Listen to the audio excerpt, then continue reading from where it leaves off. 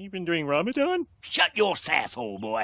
Let's continue to talk about the perfect suhoor or pre-dawn meal for your fast. If you've not watched part 1, please do so immediately after this video. Do you like starchy foods like rice or couscous?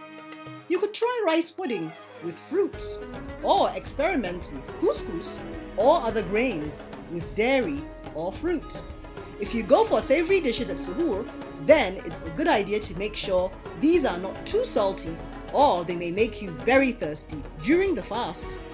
Some people in my region, the northern part of Nigeria, eat this traditional meal of tuwon dawa, which is a sorghum or a Guinea corn meal accompanied with miyan kuka or baobab stew.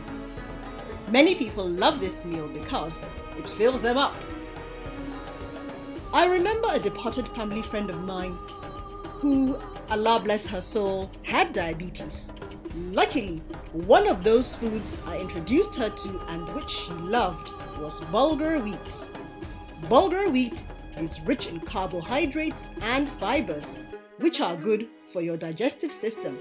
She used to eat it with stew or as a jollof bulgur, i.e. made together with fried tomato, pepper, onion paste. It was quite delicious. Watch out for part 3 on what to eat for suhoor. I'm Dr. Hadiza, your friendly, holistic, reconstructive surgeon. Watch more on my fasting playlist and subscribe, like and share the Medical Information channel.